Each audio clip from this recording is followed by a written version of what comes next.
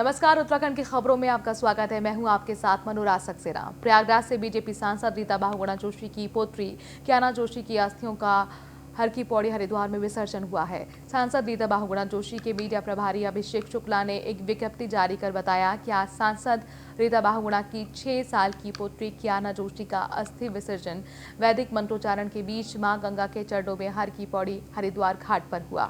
शोकाकुल बहुगुणा परिवार में ये दुख की घड़ी बहुत ही ज्यादा दुखदाई है। हर किसी की आंखें इस दर्दनाक हादसे को सुनकर नम हो जाती हैं। आज सुबह बहुगुणा और जोशी परिवार प्यारी बच्ची कियाना की अस्थि लेकर हर की पैड़ी पहुंचे थे। तब परिवार के साथ साथ वहां पर मौजूद सभी लोग भावुक हो गए। सांसद जोशी के पुत्र मयंक जोशी ने अस्थि विसर्जित की। अस्थि विसर्जन में सांसद प्रोफेसर रीता बहुगुणा के साथ उनके पति पूर्णचंद जोशी, सांसद के बड़े भाई और मुख्यमंत्री रहे उत्तराखंड के विजय बहुगुणा, शेखर बहुगुणा, साकेत बहुगुणा समेत परिवार के दूसरे सदस्य भी मौजूद रहे।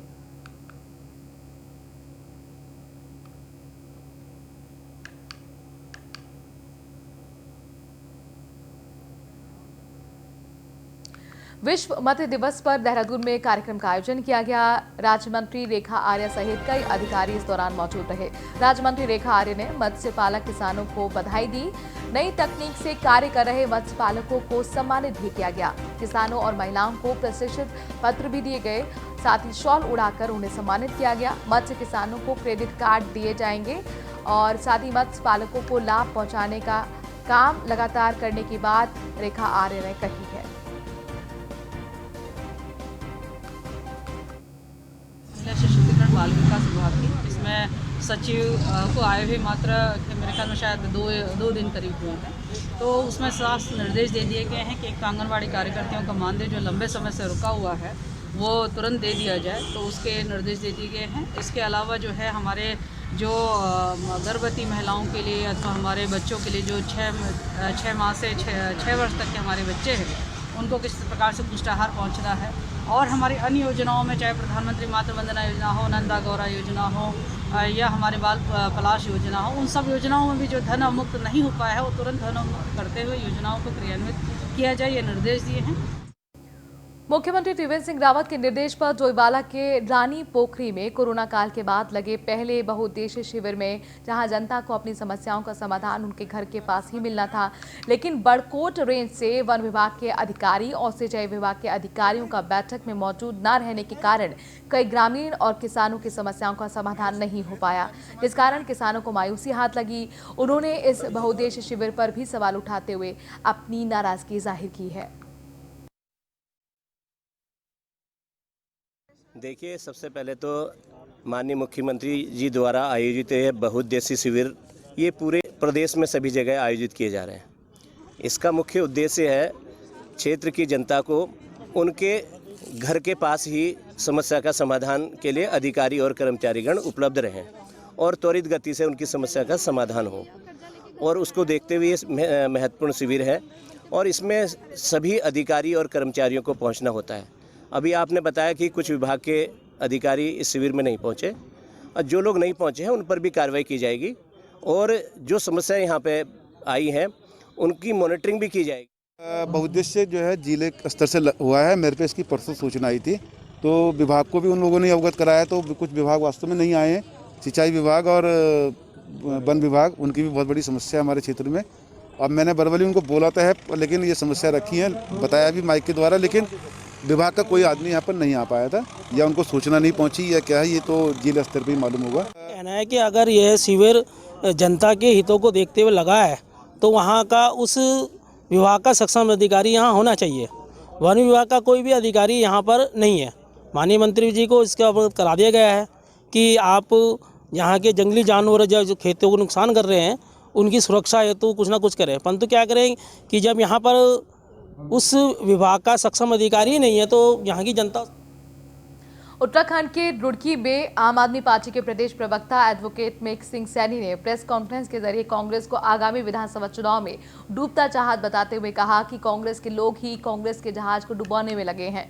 खुद को आगामी चुनावों में भी कल की बात बताने वाली कांग्रेस का जहाज 2022 तक डूब जाएगा। आप प्रवक्ता ने कहा कि आगामी विधानसभा चुनाव बीजेपी और आम आदमी पार्टी के बीच होने वाला है। संबंध में है कि यहाँ जो कांग्रेस है वो मित्र विपक्ष की भूमिका निभा रही है और आम आदमी पार्टी मुख्य विपक्ष की भूमिका में है। 2022 का जो चुनाव होगा वो आम आदमी पार्टी और बीजेपी के बीच का चुनाव होगा, क्योंकि कांग्रेस को जनता ने नकार दिया है और अब यहाँ उत्तराखंड प्रदेश की जो जनता है वो कांग्रेस को यहाँ विकल्प नहीं मानती। आज इस मुद्दे पर हमारी प्रेस वार्ता थी और इस मुद्दे पे भी साथ साथ हमारा ये कहना था कि भारतीय जनता पार्टी की सरकार में जिस तरह से कांग्रेस चुप्पी साधे हुए है वो एक अपने आप में बहुत बड़ा सवाल है। विधानसभा चुनाव 2022 को लेकर राजनीतिक पार्टियों में आरोप प्रत्यारोप तेज हो चुका है। आम आदमी पार्टी अपने आप को उत्तराखंड के विकास का हितैषी बता रही है, तो वहीं बारी बारी से कांग्रेस बीजेपी पर उत्तराखंड प्रदेश को छलने का आरोप लगा रही है। इसी क्रम में आज आम आदमी पार्टी के प्रदेश प्रवक्ता एडवोकेट अरविंद वर्मा ने कांग्रेस और बीजेपी पर जुबानी हमला करते हुए कहा कि कांग्रेस कई धड़ों में बढ़ चुकी है, जिसका अब देश और प्रदेश में कोई जनाधार नहीं बचा है। कांग्रेस अब केवल डूबता हुआ जहाज है, जो इसमें सवार होगा वो भी डूबेगा। जानने वाले रिश्तेदार, दिल्ली हमसे दूर नहीं है, 200 किलोमीटर हमसे दिल्ली है और प्रत्येक परिवार का कोई ना कोई रिश्तेदार दिल्ली में है। आप मेरे से नहीं, हमसे नहीं, अपने रिश्तेदार से फ़ोन करके पूछिए कि क्या भाई दिल्ली में आम आदमी पार्टी ने कोई काम किया है या आम आदमी पार्टी ने जो शिक्षा का स्तर गिना रही है या चिकित्सा का स्तर गिना रही है उस पर कोई कार्य हुआ या नहीं हुआ। तो दिल्ली की तर्ज पर उत्तराखंड का विकास किया जाएगा? जी बिल्कुल, भ्रष्टाचारियों को रोका जाएगा, ईमानदारी से सरकार चलाई जाएगी और दिल्ली की तर्ज का, दिल्ली के जितना भी मॉडल है विकास का, चाहे वो चिकित्सा हो, चाहे शिक्षा हो, चाहे महिलाओं को लेकर सुरक्षा हो। देखिए वहाँ बसों में भी स्पेशल कैमरे लगाए गए हैं, कुछ सिक्योरिटी का भी इंतजाम किया गया। वहाँ माँ बहन बेटी भी सुरक्षित होनी चाहिए, तभी हमारा एक अच्छा समाज। गढ़वाल आयुक्त रविनाथ रमन ने गढ़वाल मंडल के सभी जिलाधिकारी, मंडलीय और जिला स्तरीय अधिकारियों के साथ साथ जिला योजना, राज्य योजना, केंद्र पोषित समेत 20 सूत्रीय कार्यक्रम की जिला कलेक्ट्रेट कार्यालय परिसर पौड़ी के BC कक्ष से वीडियो कॉन्फ्रेंसिंग के माध्यम से समीक्षा बैठक ली। आयुक्त रमन ने जिला योजना, राज्य योजना, केंद्र पोषित योजनाओं के कार्यक्रमों के बारे में विभागवार जिलाधिकारी, संबंधित अधिकारी के साथ क्रमवार समीक्षा की, साथ ही इनको जमीन पर लाने के लिए निर्देश भी दिए।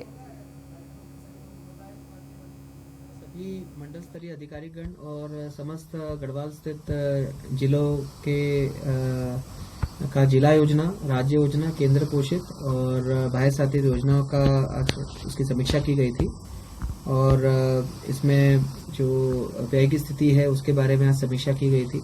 तो अब तक जो शासन से हमें गढ़वाल मंडल के जो जिले हैं उनके लिए लगभग 277 करोड़ जिला योजना में अब तक रिलीज किए जा चुके हैं, जो कि जो अनुमोदित परिव्यय का 70% है।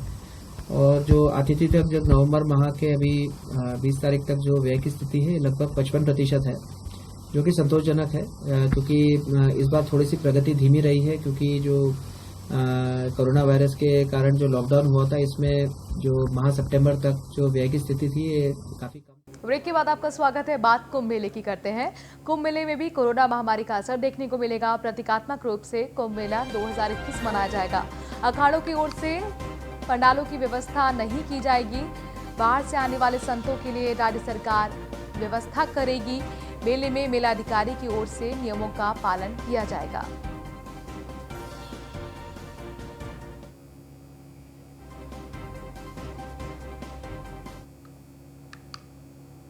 नैनीताल से अगली खबर, जहां पर जिला विकास प्राधिकरण की बड़ी कार्रवाई हुई है। अवैध मकानों को सील करने पहुंची थी टीम। अवैध निर्माण जो स्वामी उनके थे, वहां इस कार्रवाई के बाद हड़कंप का माहौल देखने को मिला है।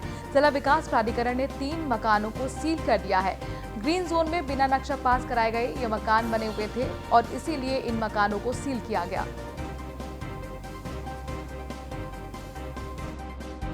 आज हमारा यहाँ राजमहल होटल कंपाउंड क्षेत्र में अवैध निर्माणों के लिए कार्रवाई हेतु यहाँ का निरीक्षण किया गया। आज के दिन हमारे द्वारा यहाँ पर 3 कार्य सीलबंदी किए गए हैं और आने वाले समय में अवैध निर्माणों के प्रति कड़ी से कड़ी कार्रवाई हमारे विभाग द्वारा अमल में लाई जाएगी। बद्रीनाथ यात्रा का विधि विधान से समापन हुआ है। शंकराचार्य जी की पवित्र गद्दी जोशीमठ पहुंच चुकी है। भारी संख्या में श्रद्धालुओं ने डोली के दर्शन किए। पुष्प वर्मा के साथ गद्दी का भव्य स्वागत भी किया गया। गढ़वाल स्काउट के बैंड की मधुर धुनों के साथ आगमन हुआ।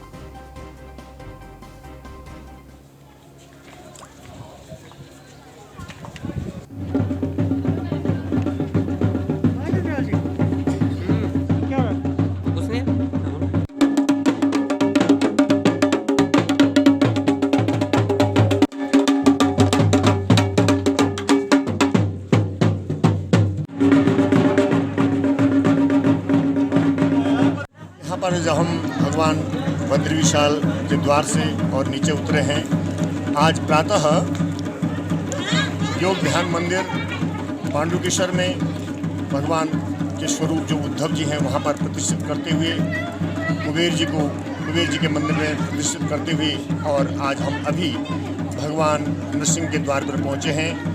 यहाँ पर भगवान बद्री विशाल जी की जो गद्दी है, यहाँ पर अब विधिवत और भगवान शंकराचार्य जी की गद्दी के रूप में यहाँ पर प्रतिष्ठित की जाती है।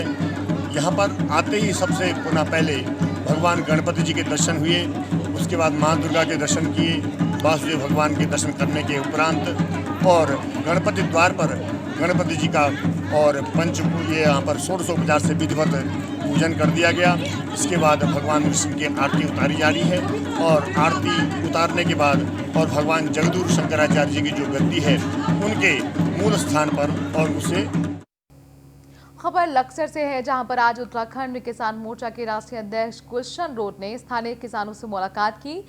किसानों को संबोधित करते हुए ऐलान किया गया कि किसान बाहुल क्षेत्र के समस्त किसान आगामी चुनाव के दौरान क्षेत्र और किसान के प्रति लापरवाह रवैया रखने वाले जनप्रतिनिधियों का बहिष्कार करेंगे।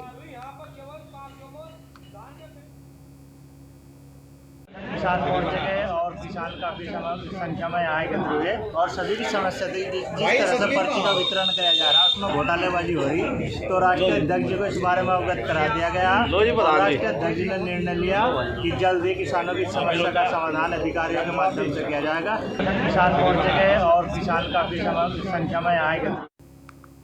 नौबाला से अगली खबर है, जहां पर ट्रेन से टकराकर एक हाथी की मौत हो गई। 3 दिन के अंदर आपको बता दें कि 2 हाथियों की मौत हो चुकी है। हाथियों की मौत से वन विभाग में हड़कंप मचा हुआ है। लक्ष्मीवाला रेंज के अंतर्गत ये हाथियों की सुरक्षा के इंतजाम की व्यवस्था की जाती है।